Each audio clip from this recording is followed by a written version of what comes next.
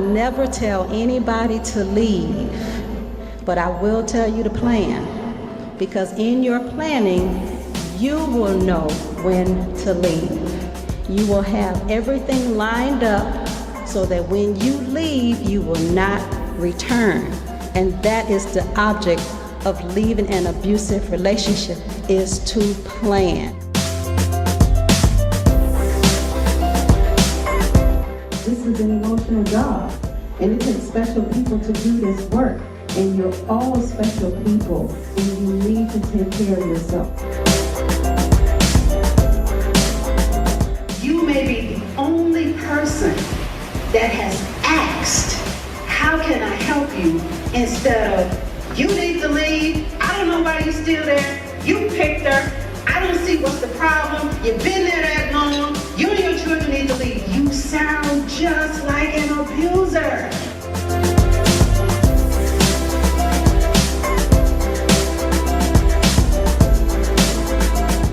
Honored to welcome Mildred Muhammad, and she is not only a domestic abuse survivor, she is the author of Scared Silent, and she works so much to try to get the truth about domestic violence out there. Take us back, Mildred, to the moment when you found out that your ex-husband, who you had 3 children with, was arrested as the DC sniper, a serial killer.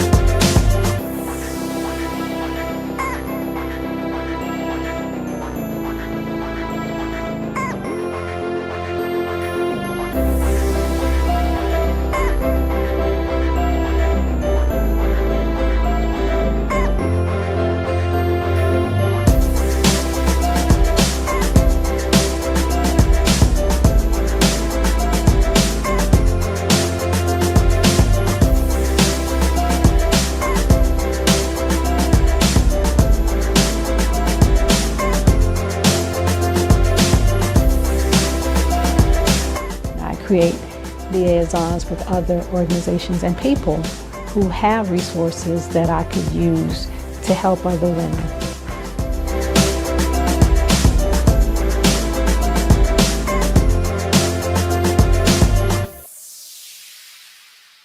All right. Welcome to Calculations, the talk show. I'm your host, Gary Johnson, and we have a special guest with us today, and that is Mildred Muhammad. Welcome to the show, Mildred. Wow. For those people who may not know who you are, they know who you are now after watching that reel. How are you today? I am doing great. How about you? I'm doing great also, and I want to start the show off by doing something different, hopefully. Look, everybody knows what domestic violence is. If so, they should. I mean, everybody knows. Right. How can we have a conversation, a critical conversation, to move people to action, to help each other? I don't want to chain my questions, but what are the next steps? How would you start?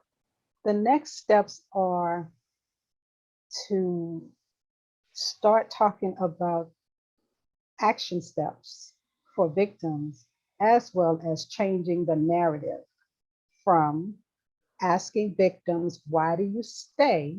And start asking the abuser, why do you abuse? It's time to change the narrative.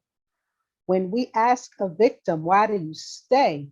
What you're doing is you're putting the total responsibility of the abusive relationship onto the victim. It's not the victim's fault, whether it's a man or a woman. It's never the victim's fault. It is always and always the abuser. We've come to a space now where we're starting to rescue the abuser.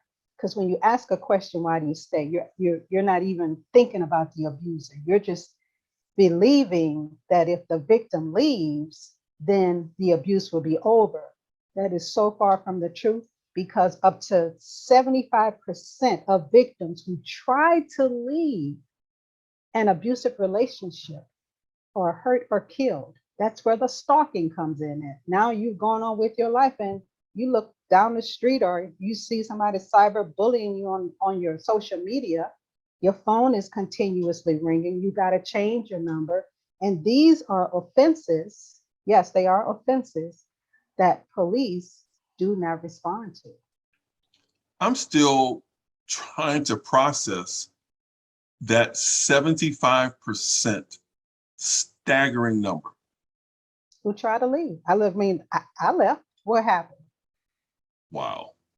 2 years later, I was running for my life for 2 years. Changed my name, changed my clothes, hiding in a shelter. Yes, he took the children, took them out of the country, and I'm hiding for 2 years. You know, I think most people may not realize that your children were taken from you. No, they don't. And out of the country for how long? 18 months or so? 18 months.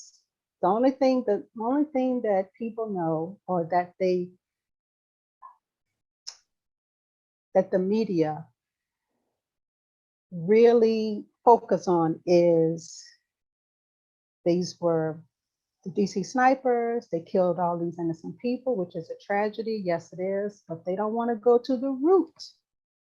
And the root is domestic abuse and child custody. That's the root of the DC sniper. I left, came over here because my mom was sick. I left Washington State in 2001. It took him a year to find me in the Maryland area. And he came over this way, found me, and started killing people around me, because what he was doing, the theory was he was killing innocent people to cover up my murder so he could come in as the grieving father and get custody of our children. That's the part the masses don't know. That's why all of that happened. It was to create a diversion. So when he came in as the grieving father, y'all probably would have given him the Father of the Year award, because this man is coming in, oh, wow, he's taking care of his children. His ex-wife or his wife is dead. And what, 2 Caucasians in a white box truck? That was the profile. Clearly, he didn't fit that description, but he would have gotten away with it. And the $100,000 compensation that they were given to the victims of the sniper. My children would have had access to those funds. And since he was the father and he came and got the children, then he would have had access to those funds. That's the part they don't want you to know, or they're not telling you. This year is the 20th year of that. And I will guarantee you that when they start to report this, you will not hear that part of the story. Wow. Oh, wow. Okay, here we go. I just want to get right into it. Right into it. Okay. I got questions coming in from the chat. Really? And I'm going to ask some of those questions. Okay. Questions that are coming in on my line here. And one of the questions is, I'm sure you've heard before, but I think it bears repeating. Okay. Why do victims return to the abuser?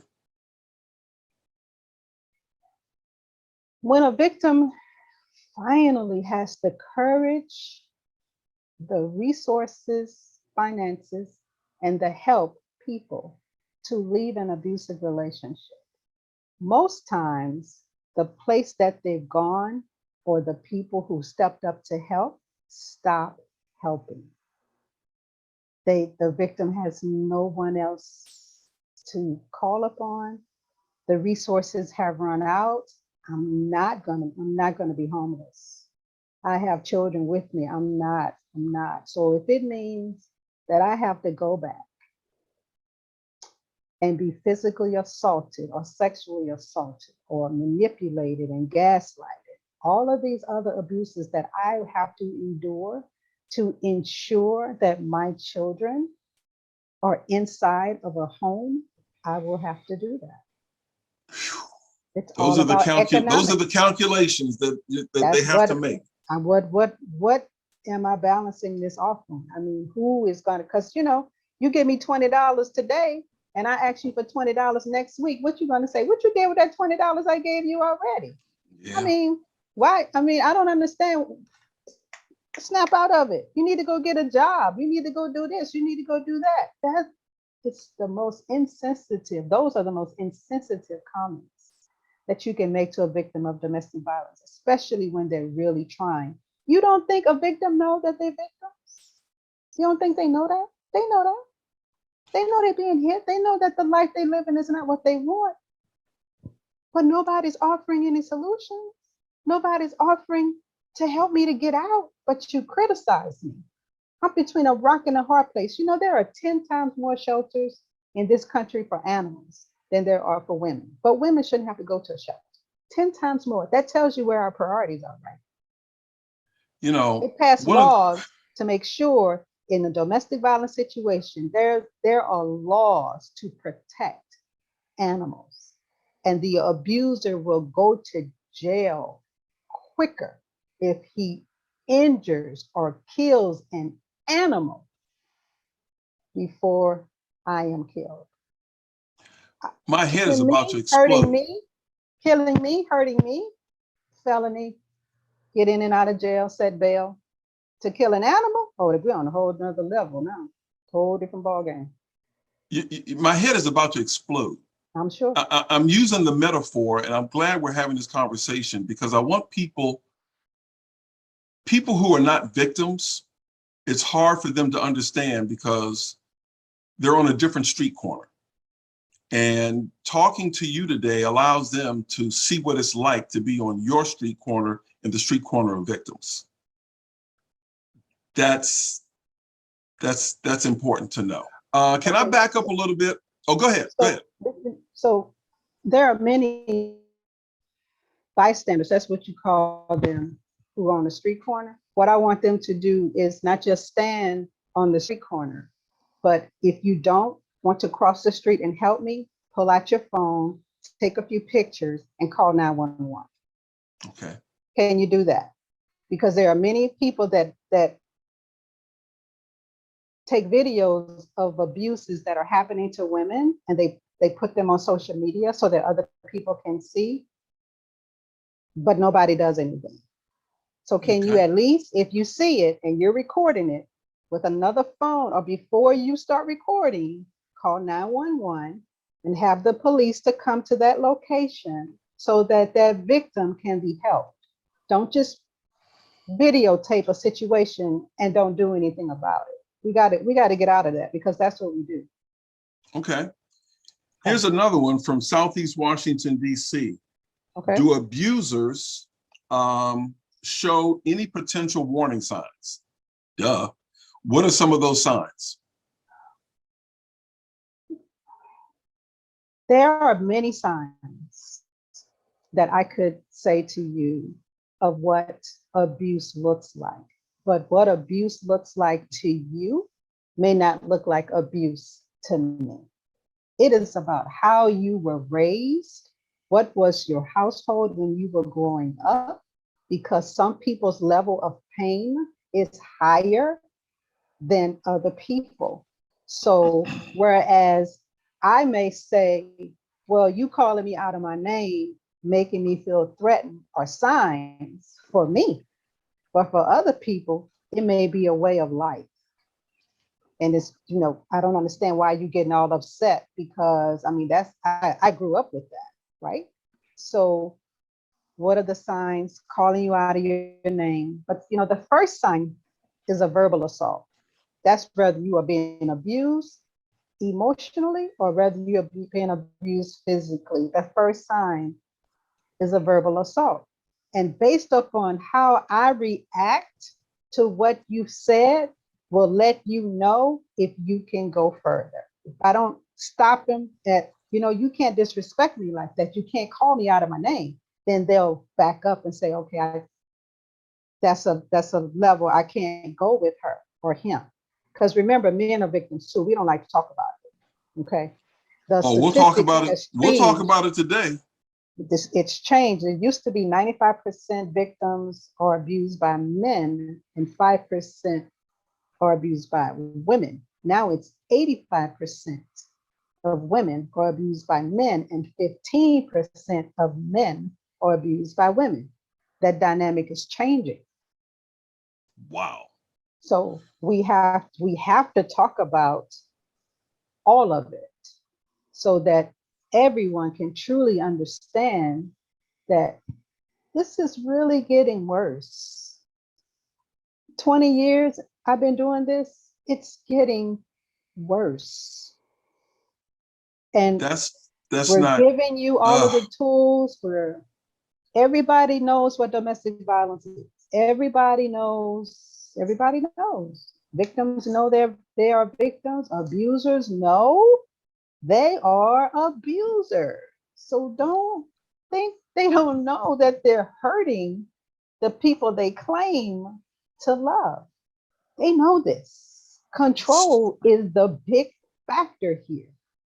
Control. Say more about that. Please say more about that. Because if I can control your life, because when you first meet somebody, an abuser is not going to say, yeah, so I want to get to know you better. And in getting to know you, I'm going to start to tell you what you can and cannot wear. I'm going to start to tell you where you can and cannot go. I'm going to start to let you know you can't go around your friends. You can't go around your family. I'm going to isolate you and make you feel like you're worth nothing. I'm going to take away all of your power and keep it to myself. And then once I'm done with you, I'm going to toss you to the side and go get me another supply. Abusers not going to tell you that. Because if they told us that, because what do we say? Just be real with me. Just tell me what it is. You really think they're going to you really think they're going to do that? It's a slow process. It's the grooming process. It's the pushing the buttons. My mother used this, when she was alive, she said, never tell everything that happened in your previous relationship to the person you're dating now. Because all you're doing is letting them know how far they can push you. Never do that. Of course, wow. I never do that. So start fresh. And what's the major question? So what happened with your ex?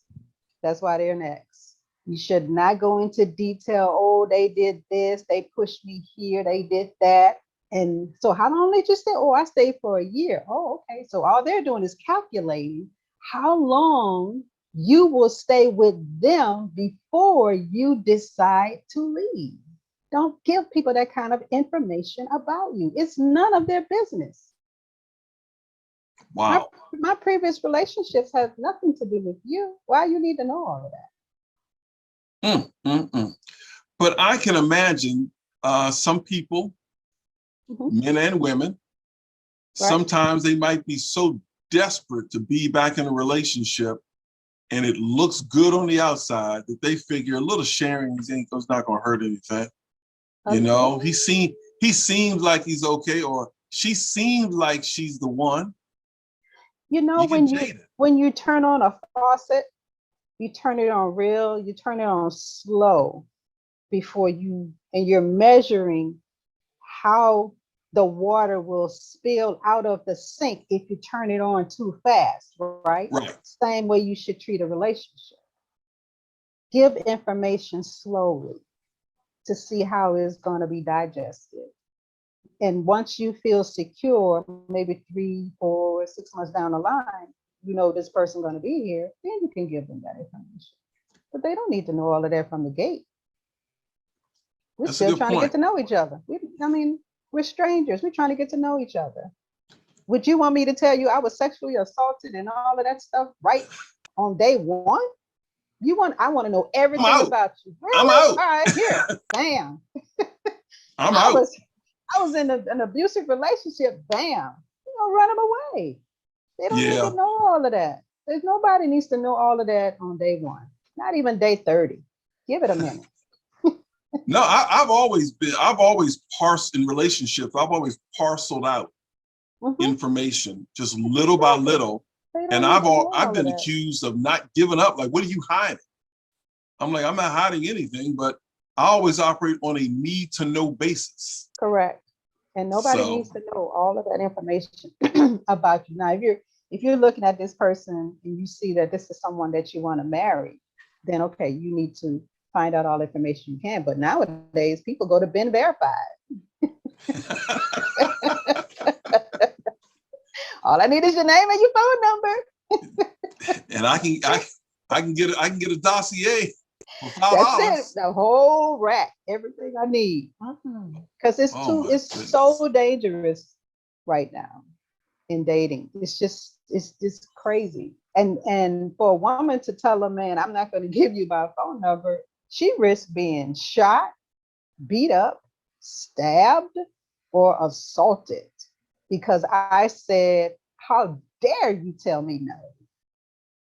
Are you serious? No? I haven't been out there in a while, so it's in the news. It was this woman went out with her friends. They was just trying to give her a break. She has 3 children, single parent, just trying to have a good time. She goes out to the club.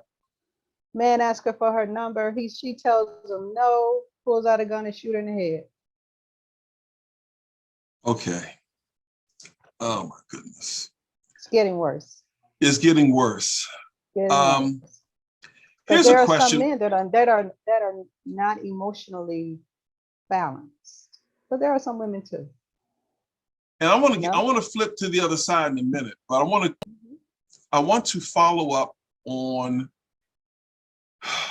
abusers. Can abusers change for the better or be rehabilitated?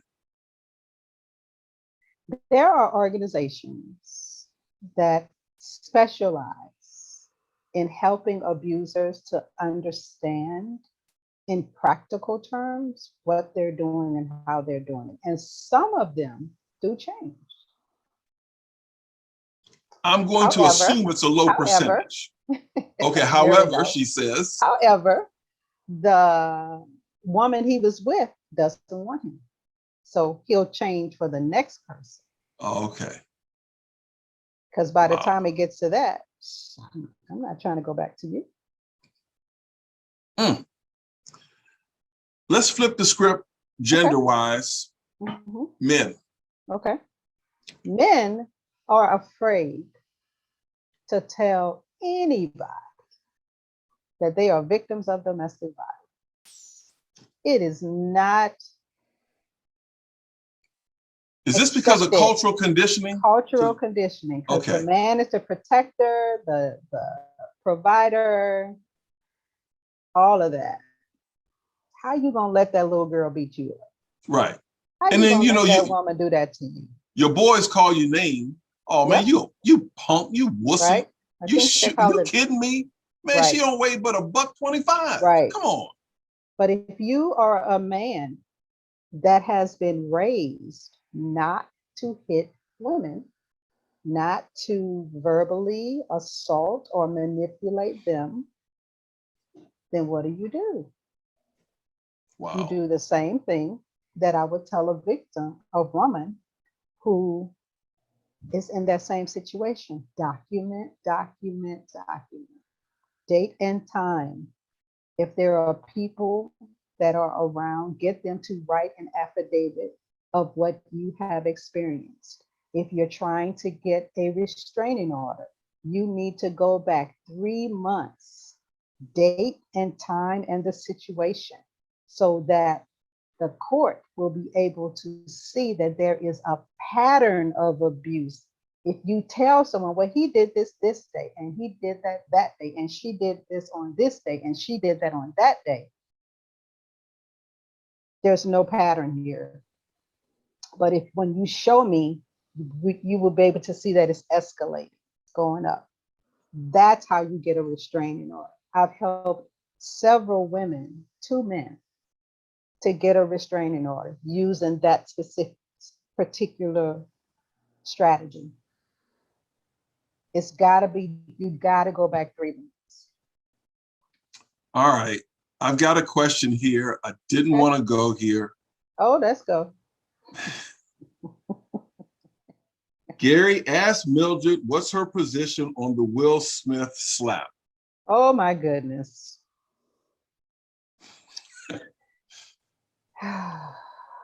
Okay.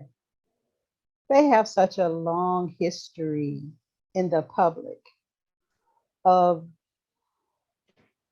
an unhealthy relationship. You're being kind. I called it toxic. I am. And toxic is another word that we use. Let me shut up. Let me zip it because I asked the question. Toxic is another word. Toxic is a word that we use. Okay. From what I gathered, what I saw is that when Chris made the joke, Will was all in. He was laughing. He was, all in. Whatever he said, he was all in. He was all in until he looked over at Jada, and then his whole changed. Got that side eye. He went up. He went to do what he felt the look was about. Because the look was, you just gonna sit here and let him say that about me? You ain't gonna do nothing, right? That was the look. Everybody know that was the look. Yes. Whether we saw the look or not, that was the look. And with that, he went up to try to defend his woman. And now she's saying she didn't tell him to do that. Now body language spoke volumes. Yeah, she didn't want to marry him anyway. Yeah, a lot of this nasty stuff is coming out now. Now it's I gotta save myself because you are already gone. He has all those movie deals and all that stuff has stopped. His projects are canceled. All because of trying to defend. Now, there are many ways he could have handled that. He could have waited until after the show and say, hey, man, don't do that about her. You already know we've had these conversations before. Why would you want to go there this time? But what I heard and read was that the joke was by the people who write the jokes for him. It wasn't his original joke. Remember, he's reading from a prompter. Right. We have to remember that. So in remembering that, he's reading something that he doesn't think anybody's gonna be upset about. It wasn't until he looked over at Jada and saw, oh my God, it was just a joke, right? He saw her look too. And he felt Will was coming up. I thought he was just going to say, hey, man, don't do that, right? Just talk to him. But when the hand went back. Yeah. And then Chris, he looked confused throughout that whole, after the slap, after the award, during his presentation. He really had to come back to himself. It took a lot of strength to do that. Oh, he maintained his composure. He did. But I don't think it was necessary for him to do that. I don't. I don't think he would have. And now the chips are falling everywhere. Yeah, that calculation, if you will, that's a heavy price. I don't think he would have slapped Dwayne "The Rock" Johnson or anybody else that was big, or even Tiffany Haddish or Wanda Sykes. I don't think he would have slapped them. Because then, well, now you're talking about a woman delivering that joke. So it being a woman, and Jada may not have taken it that way either. Yeah, okay. All right, so we're trying to... That was abuse. Because that's what we're talking about, abuse. Yes. That was abusive behavior. Yes. We're coming out of, as a nation, as a country, a world, trying to come out of COVID. What impact did COVID have on domestic? Okay, I'll stop. Go ahead. Man, Gary, the world found out that they were not prepared for the the amount of women that were dying on a daily basis. There were no policies, no procedures, no strategies, nothing. Nothing. The majority of those women, of course, you know, when whoever died during that time, they were just counted as COVID. All of them weren't COVID. Some of them were victims of domestic violence. There was one woman that was in the hospital for a week or so because she had COVID. She came home. Her husband thought that she was out cheating. He wasn't working. Finances is crazy. He killed her. They weren't ready. You had police coming on TV saying, if you are a victim of domestic violence, let us know, we will come and get you. But where are you taking me? Because the shelters were closed. You taking me to jail? Where are you taking me? So they had to give them pamphlets or give them, just check on them to see if they were okay, which is why I wrote that book, Being Abused While Teleworking, right? Because employers and bystanders were our neighbors. Those are the bystanders now. You heard women screaming and crying, and some people didn't call the police. And again, they were dying. I said in the very beginning of all of this, I said, domestic violence has evolved from a worldwide epidemic to a worldwide pandemic within a pandemic, right? I wrote that on my Facebook page. And that's where we still are. It's still a pandemic within a pandemic. We're still asking the same questions. Why did she stay? We're still asking the same question. Why? What is domestic violence? What is abuse? Show me the signs. You can Google that. What are the solutions? How can I get out of this? That's what I want to talk about. Where can I go to get these resources? What are the resources? Because that's what I'm hearing. I don't have any resources. Yes, you do. What do you mean? Because it's not getting out there. I'm giving you the signs and what it is, but I'm not telling you how to get out. There's an organization called womenslaw.org. No matter what state you're in, you can get a restraining order. I'll tell you that. womenslaw.org. Type in your state. There's an attorney that will give you a restraining order. Because the laws now, they don't have advocates in the courts to help you to write a restraining order. That means the language that you're using, you will be denied because you don't know the language to put in a restraining order. Who knows that?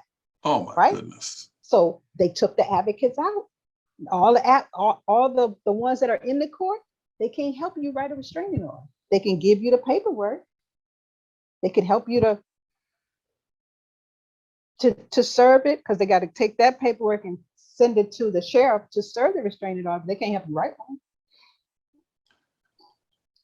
If you're in need of a shelter, go to the domestic violence hotline. It's 800-799-7233. 800-799-7233. That number is in Texas. They will tell you the organizations in your area.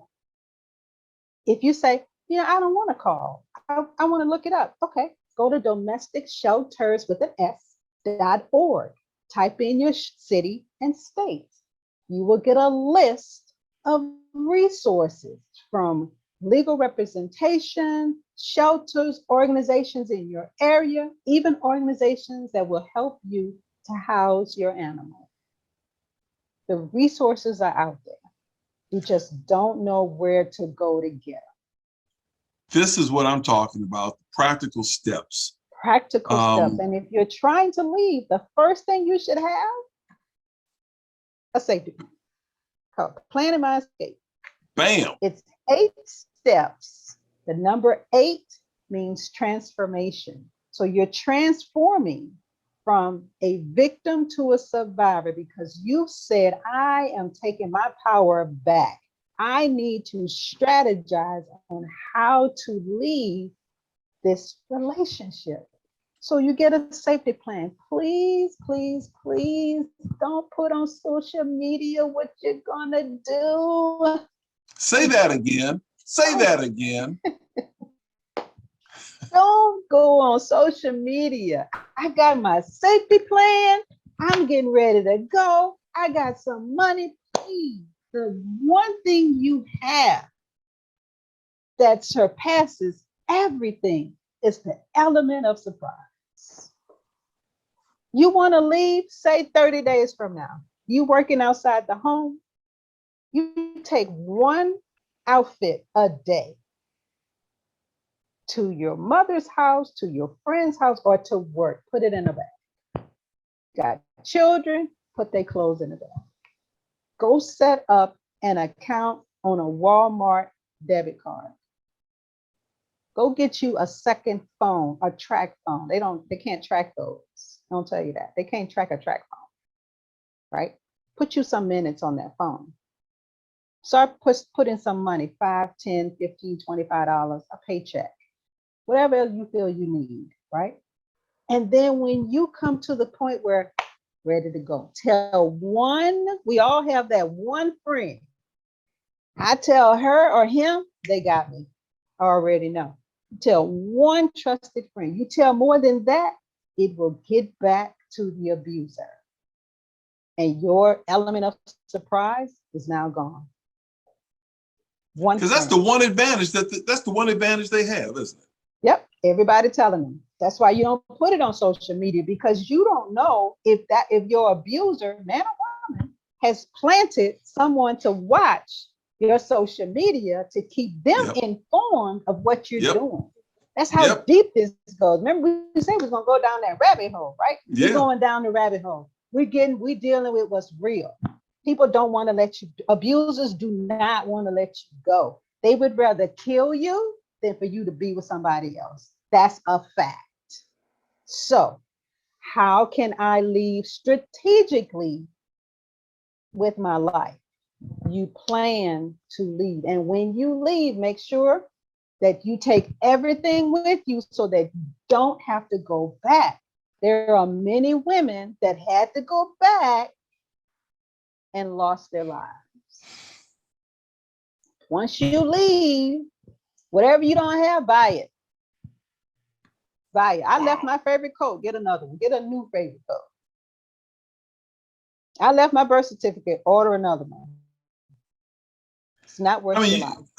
You got to really think and think strategically when you're in these desperate situations. You have to think, you don't want to think that, oh no, she wouldn't do that. Think that.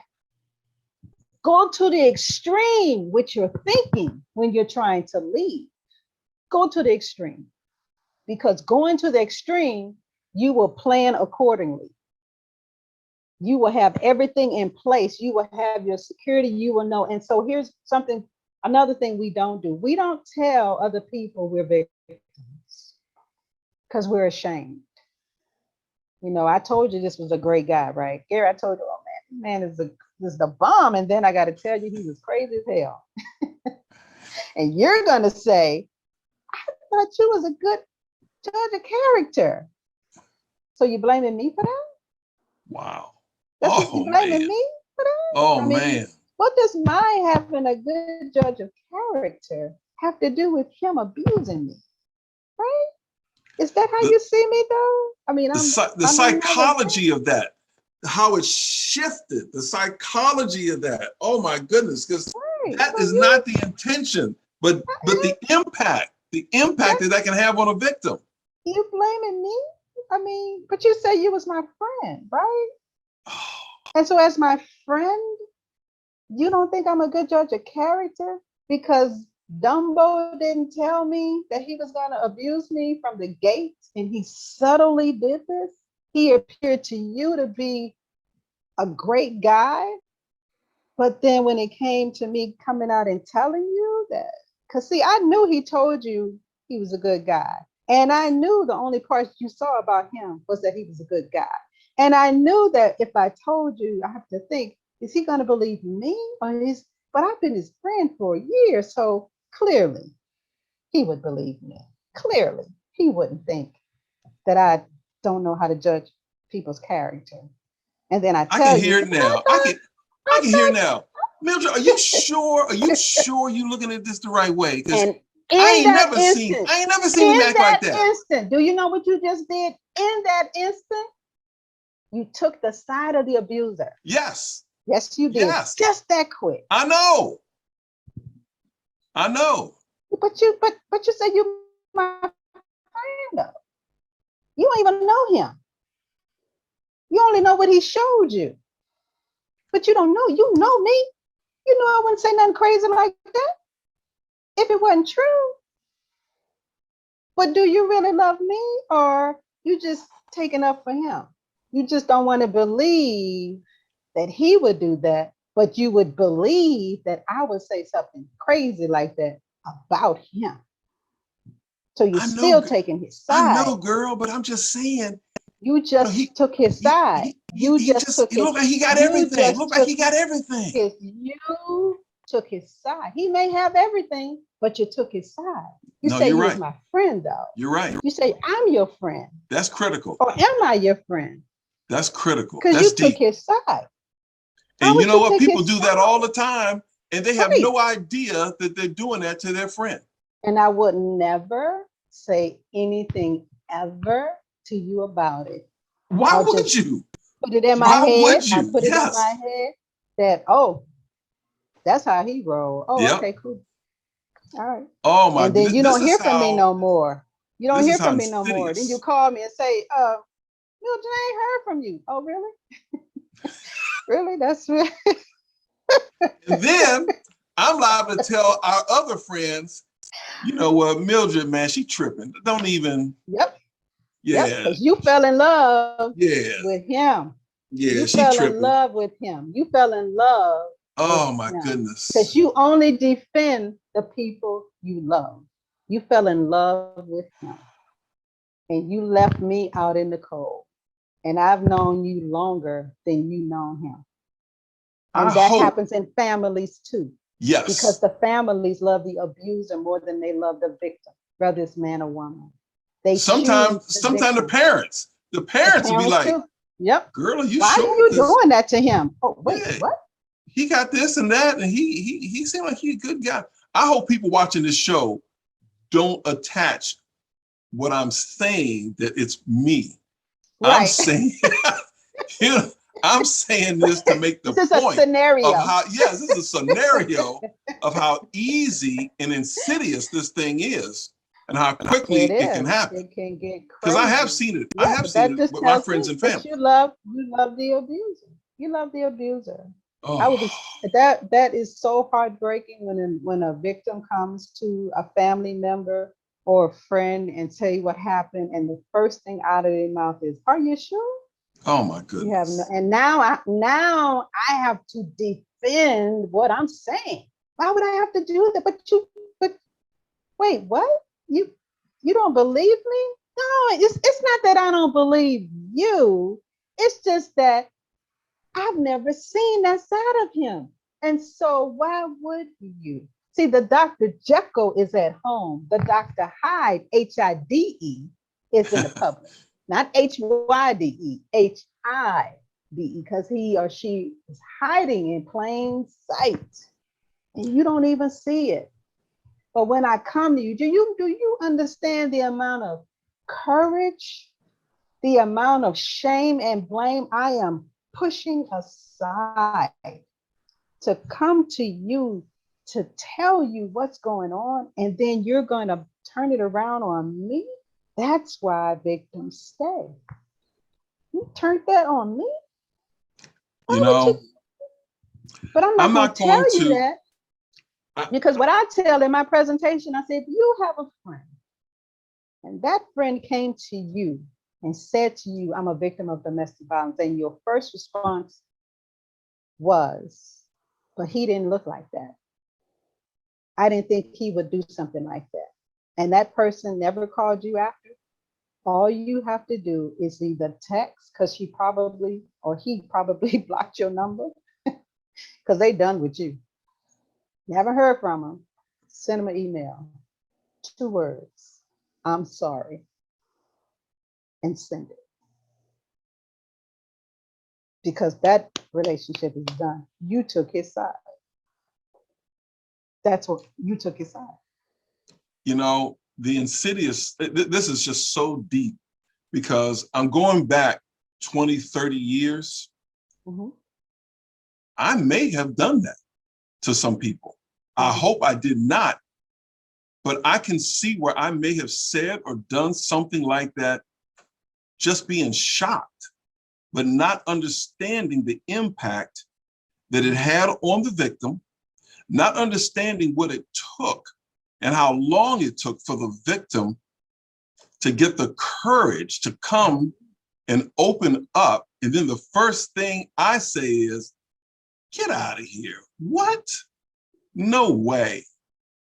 I could see that how easy that happens, but not realize the damage that is done to the victim, and see where the victim would say, all right, I'm done saying anything to Gary. Yeah, I'm not going to tell you that. Yeah. But now I'm scared, because you know what you're going to do next? You're going to go to the abuser and say, man, guess what she said? I mean, is that real? Are you really doing that? And guess what you just did? You just put my life in jeopardy. I know. That's why I'm wincing. Me up to be killed, to be beaten, That's- because he's going to come home and say, how dare you? Say, because I did that with John. He said, you know what? They told me what you said. I'm going to fix it so that no matter who you say anything else to from this day forward, they will not believe you. And they didn't. They did not believe me. I went to many people. They said, girl, John told us you was going to come and say something stupid about him. Why would you say something like that about him? Took his side. He's a good man. He wouldn't do nothing like that. He takes care of you and your children. He provides. He does all these things. And this is what you say about him? My head's about to explode. Seriously. This what you do? I mean, I don't even know what to say about that. He poisoned, that's poisoning the well. Nobody. By then, you have no recourse, if any. You're done. I'm done. So and that's anything why he did to me at that point was okay with them. It's okay. It's like erasing the board. Yep. Where I'm going. Took the children. Well, you know, at least they're with their father. What? At least they're with their father. Why are you tripping?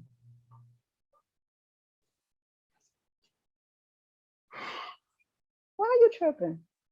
Snap out of it. Go back to work. I know you're serious. I'm trying to comprehend. I know I'm trying to comprehend this. I'm trying to comprehend this. You cannot. You cannot. Even when they caught him, you know what they said, Gary? You know, if you would have stayed with him, he just would have killed you. If you would have stayed on the West Coast, the people on the East Coast would still be alive. So now you're responsible. It's all my fault. How dare you bring this drama into this quiet community? And how dare you call you and your children victims when none of you were hurt or killed? It was all my fault. The detective, he said, Miss Muhammad, you know, we asked John, why did he do that? Do you know what he said? He said, He said, it's Mildred's fault. He said, Miss Muhammad, what did you do? Victim blaming. Wow. What did I do? I said, I asked him for a divorce. I'm trying, I'm trying not to cuss on camera. Good Lord. This. It was all my fault. All I had to do was stay with him, then I'd be dead. All I had to do was stay on the West Coast, and the people on the East Coast would still be alive, but the people on the West Coast would be dead, right? All I had to do was not bring this drama into this quiet community, but I wouldn't have been able to do that anyway, because if I would have stayed with him, then I would have been dead, right? Right? Okay. All right. I know personally that you had to work harder than anyone to bring back a sense of normalcy for your kids. Mm-hmm. Yep. Because there's some people who are watching who just want to know the story. How are the kids? How are they? They're great. But at the time, oh I know. but you had to, I remember you going to the library and just reading books on psychology. I did. I got a book on counseling and learned how to counsel them myself, because I believe the counselors that we were given to go to, they wanted to be famous. I helped the DC sniper's wife. I helped the children. They wanted to get on the news and say everything that they said. I said, yeah, no, y'all not gonna do that. Let me go to this library with my library card. Yep. And try to find some books on how I can help my children and myself in the process. That's how we got through it. Oh, they had to talk about their dad. They had to talk about their dad. They wanted to watch the home movies, Gary. They wanted a narrative of what was Daddy saying on here? Really? We're gonna do that? Okay. Okay. He's their dad. You may call him a monster. You can call it whatever you want to call him. But to them, it's daddy. It's daddy. It's daddy. So I had to give them what they needed so that they could heal. Even when we went to during the execution, they wanted to go. They wanted to see him, not to the execution. They wanted to see him before he was executed. He wouldn't participate. I remember you telling me that. Yeah. He wouldn't put their names on the docket. Now, the day of the execution, the report was all these people were seeing him, right? And John looked at me. He said, "What's up with that, Mom?" I don't know. See, I dealt with what was real. I didn't sugarcoat nothing. I don't know. But why are we not there? Because your name's not on the docket. But what's a docket? That's the list that they put your name on as a list of guests. Your dad didn't put your name on the docket. He didn't want to see you. So they say, well, can he at least call? So I contacted his attorney. His attorney said, look, stay by the phone and I'll call before he goes into the chamber. That call never came. So when they announced that he was deceased, they all went in 3 different directions. John went in the darkest room in the house. Taliba just fell to the floor screaming uncontrollably. And Selena just sat on the sofa whimpering. So I went to John and I said, "Are you okay, honey?" He said, "I'm good, Mom." You know, when a man says I'm good, you know how many emotions are attached to I'm good. That means I'm not good, but right. Went to Taliba on the floor. Yeah. You know how when you cradle a baby, right? I picked her up and cradled her, and she looked me right in my eyes, and I knew what she was looking for. She was looking for some type of emotion that I was having because her dad was just executed. He had nothing, absolutely nothing. And she stopped crying just like that. Because when he said, "You have become my enemy, and as my enemy, I will kill you," every emotional tie I had with him severed. Because as a victim, as long as you are emotionally attached, you are more concerned with what your abuser is thinking and saying than what you need to do to get away. So I severed it. And after that, everything, I was strategic because he was an 84 combat engineer. He knew how to track. He knew how to do all of that. But what I helped him to study to become a sergeant. I had that same knowledge that helped me to stay 2 steps ahead of him. So I was a soldier at that moment. And then I went to Selena, whimpering on the sofa. And I say, honey, you okay? She said, no, Mom, I'm not okay. She said, Dad tried to kill you. He wanted you dead, Mom.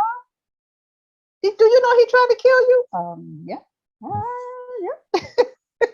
Yep, I know. Then they wanted to go to the funeral. I took them to the funeral. I stayed in the car. They wanted to say their goodbyes. Some sense of closure, I'm sure. Yep, it was all closure. And after that, they came back and they were good. They were good. Wow. So we began to create our own new normal so that we could begin to or continue to be assets and not deficits to this society. It's a remarkable story. I tell people all the time, I said, Mildred Muhammad is the strongest woman I know and probably ever meet. I just tell them that. I said, because, they have a little bits and pieces of the story. And I'm like, Yeah, but you were there. You were there to help with John. Yeah. You and Miss Van, y'all helped me with John because John is on a whole nother level by himself. Yeah. His dad infused in him to hate me. And there was no getting around that. There was just no getting around it. I had to wait for him to grow out of it, which he did with the help of other people. Mm-hmm. Well, we're getting ready to wrap up, but how can people get in touch with you? I mean, the resources that you referenced, they're going to be at the end of the show. I'm going to post those. Great. But if someone wanted to get in touch with you, I know you got the website, but just go share. To my website, share the information, mildredmuhammad.com. I'll put all those on a resource page. And just get in contact. Okay. Wow, Mildred, I cannot thank you enough. We may have to do a follow-up. We're doing a 3-part series. We're doing a 3-part series. I know. We have to because my head's about to explode. Yes, because I'm going to be doing some. I know you learned some stuff today that you didn't know. So especially with how you come at your friends when your friends need your help. That little information that you say, that's a lot of people don't know that. They think what they're saying is helpful. You're damaging that friendship. Yeah, that was a critical learning because I do think people have good intentions, but it's intentions versus impact. Well, you know what they say about good intentions, right? Yeah. Okay. Go ahead and say it. I know, but go ahead and say it. Good intentions, or what's it? Pave your way to hell, something like that. Yeah. So don't have good intentions. Just be more considerate of when a person tells you they are in pain, because that's what they're saying. I'm in pain. I've been traumatized. I need your help. They're not going to tell you I need your help. They're not going to say that. But what they tell you, the words that they're using, if you're listening, if you're paying attention, then you will feel their pain and you will say one question: how can I help you? That's all you need to say. You don't need them to go into their story and after they tell you everything, then you say, I'm really sorry to hear that. I'm really sorry. I'm sorry you're going through that. And you have nothing to offer me. You have nothing to say. You have no resources to give me. I just wasted my time the last hour talking to you, and that's all you can say to me is, I'm sorry to hear that? That's all you got? When you asked that question, in my mind, I said, I would say, what can I do to help? And so I feel like this hour I've gotten through. But when you ask that question, make sure you have your boundaries in check. Understand what you will do, what you won't do, and what you can't do. Just be straight up. Hey, can I move in with you? No, you can't do that. You can't move in with me. I understand you need a place to stay, but can you help me with first month's rent? I can help you to find a resource that will help you with that. See, be straight with me. Don't tell me whatever you need, I got you. Whatever. Ooh. Whatever. You know what whatever means to a victim? Whatever is whatever. Whatever is whatever. I'm getting that U-Haul and I'm coming over.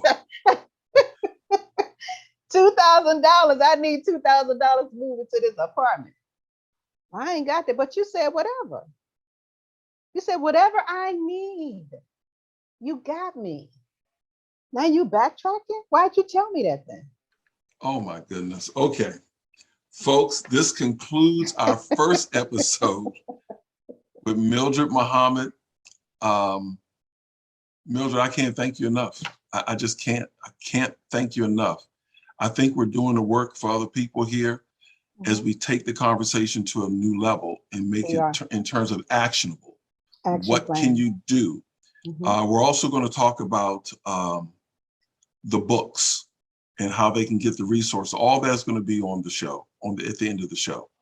So thank you very much. This concludes our show. I'm Gary Johnson for Calculations, the talk show. I want to thank our special guest, Mildred Muhammad, and all the people who blew up the lines with questions. They were great questions. And until next time, we will see you later. You'll get some information on it on Calculations, the talk show. Be kind, be safe, listen with clarity, folks. And until next time. Yes, I'm Gary Johnson. We're out.